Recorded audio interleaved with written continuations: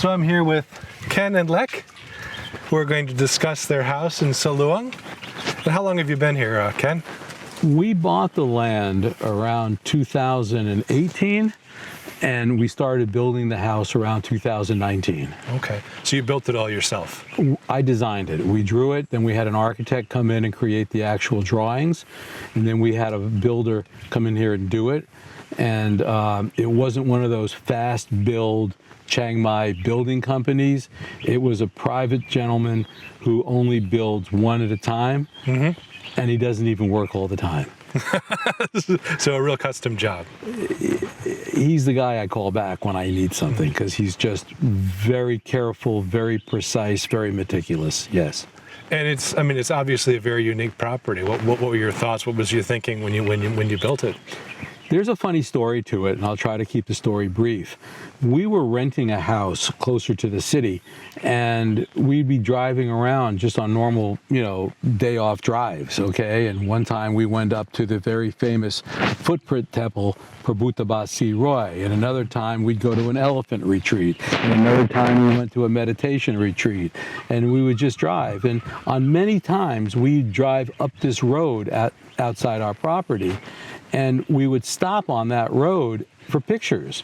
And there was always cars stopped on that road because it's a particularly picturesque setting. Well, it's a tremendous view, no doubt about that. The whole area, yeah. This valley, it is a small valley. It's only a mile or so in diameter, but it's incredibly pretty and very photogenic. So one day we're out driving around with a realtor looking at orchards, because I'm thinking maybe we'll buy an orchard just for kicks. And we don't see anything that looks nice. Nothing has water, nothing has light, nothing really has space. And these orchards get a little dusty and dirty pretty quickly. And we said, this doesn't work for us. And he said, would you be interested in a rice field?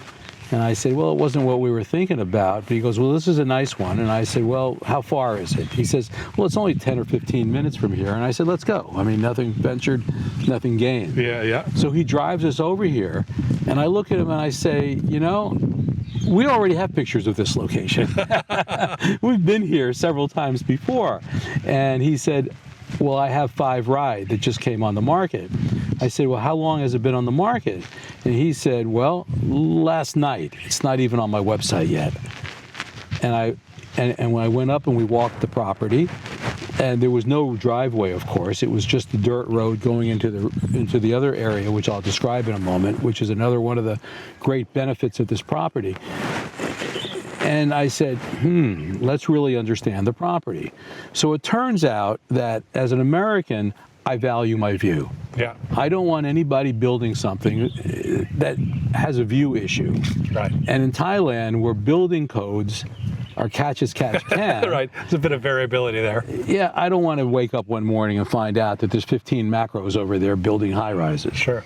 Well, it turns out that the whole west side of my property, between here and the mountains right there, is owned by the village. Okay. And that the ponds that are there are the village water sources for their non-drinking water.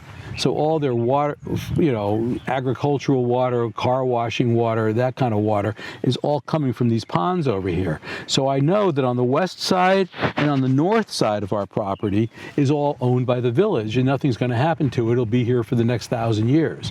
And I said, that's really good. The property on our other 2 sides are privately owned, but I figured, what do I care? If it goes up for sale and I care about it, I'll buy them, okay? Sure. But right now, I don't want more than 5 Rye. There's a happy median, because I'm not a farmer. How much can you own where the land doesn't run you, where you can run the land? Well, even 5 Rye is quite extensive. Most properties are Rye or so. We keep a married couple here. We have a building that I put up on the property for them to live in. And therefore, she is the housekeeper and he is the groundskeeper.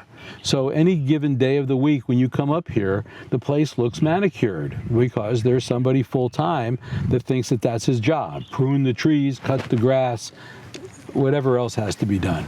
So we built this house and everything else, and we moved in and started decorating it, and then we had COVID.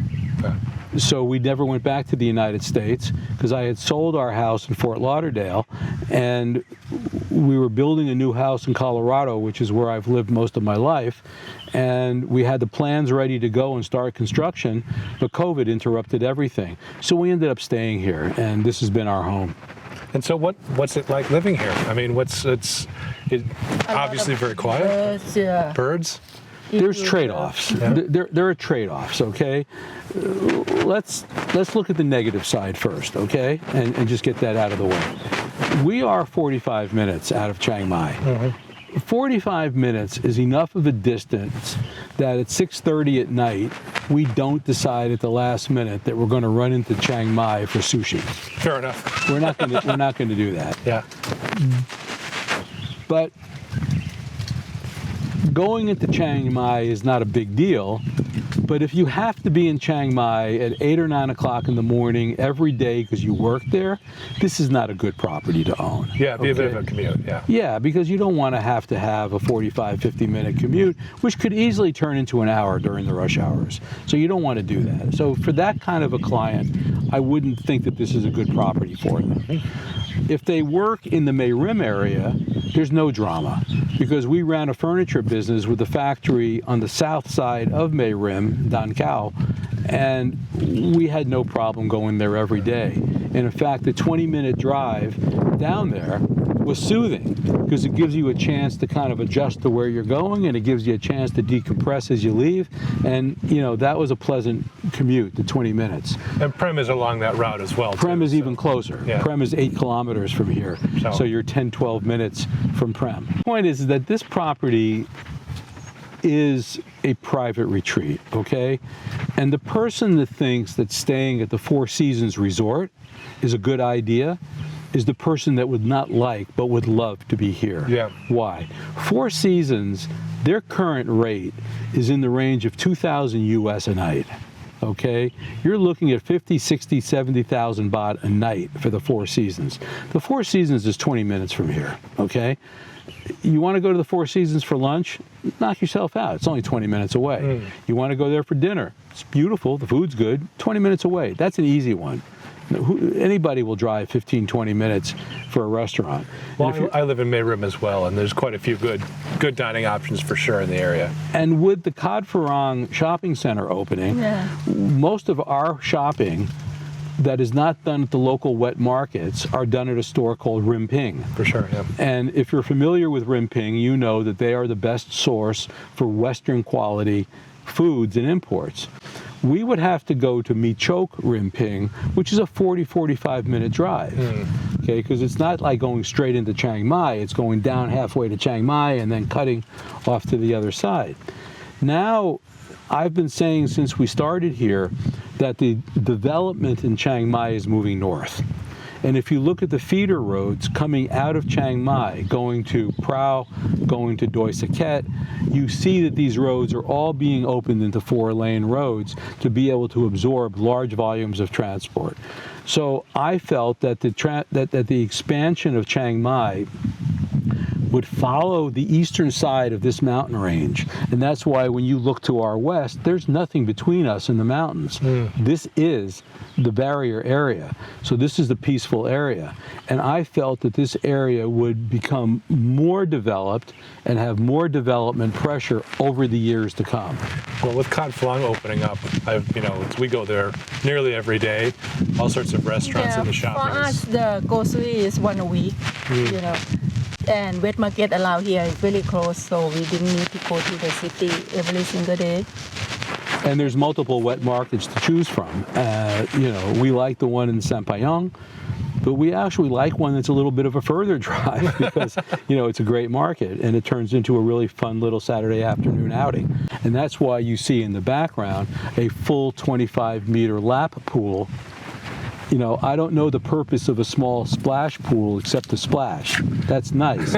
But if you're interested in exercise and working out, as you get to be more than 50 years old, jogging becomes a less attractive option. Swimming is absolutely the best form of complete body exercise. And to be able to step out the back door and jump into the pool and swim a kilometer, what could be better? Our property, if you see it, is terraced down, okay? And what essentially happens because of the terracing is we sit at the upper rim of this small valley, and therefore we have zero water retention during rainy season. Oh, okay. Flooding is the furthest thing from our mind. We've never had any flooding or moisture damage of any kind. Because it just flows down the hill. That's an important consideration, particularly Increasingly these days, so, yeah. increasingly so, with some dramatic flooding in Chiang Mai, in Mae Rim, all over the place. There's no flooding here because this sits on the upper edge of the rim of the valley bowl. So the water all moves away from us, which is fabulous. Well, and the other design choice I've really noticed for your house is you use so much natural wood. I mean, why is that? Because it is much more costly to use wood. That's a great question, Joe. Yeah. Thank you. Our interest in using the wood, and I'll talk about that a little more in a moment, has to do with the very fundamental design of the property. This is a 3-tier roof, and this roof design is strictly indigenous to northern Thailand's Lana culture. I didn't want a house that looked like it was in Miami Beach. Sure. I didn't want a concrete rectangle, because I just don't think these concrete rectangles have any personality. I wanted to design a house that looked like it had been here for 200 years, did not impose itself on the culture, but exemplified the culture. And that's what we built here, something to fit in. Teak wood is extraordinarily expensive outside of this area of Southeast Asia. And yet teak defines this area. So when we were involved in running a furniture business in Chiang Mai, we had this factory. So we went ahead and took my teak lumber, because all of our furniture was about 80% was made from teak. We had the teak wood already, and we started cutting it into flooring. It's full 1 inch thick, not ½ inch or 3/4 inch. It's full 1 inch thick, tongue and groove boards, and we wanted teak floors. And teak floors, if you have to buy them or replace them, are very expensive even in Thailand. But you know, we built it that way. Well, even sourcing the wood can be very difficult these days. Because we don't have lumber yards much in this country, okay? And most of the furniture businesses in Chiang Mai have closed. And our shower, by the way, both of our showers in the bathrooms have no shower doors. And why don't they have a shower door? Because at my age, my whole life, I could never figure out why the last thing I do after a shower is clean the door. Well, thank you so much, Alec, again. Thank you, Joe. If you want to see the property, I'm sure they'll be very happy to show you in person. And this is a property you really need to see in person, because the view of the surroundings, it doesn't come through entirely on video. It's not going to be a property for everyone. But if you're a person that values your privacy and wants some space and wants a resort, you don't want to live in a standard housing development with a very nice house, but you want some privacy, you want your space, you value quiet, this is a fabulous candidate for consideration.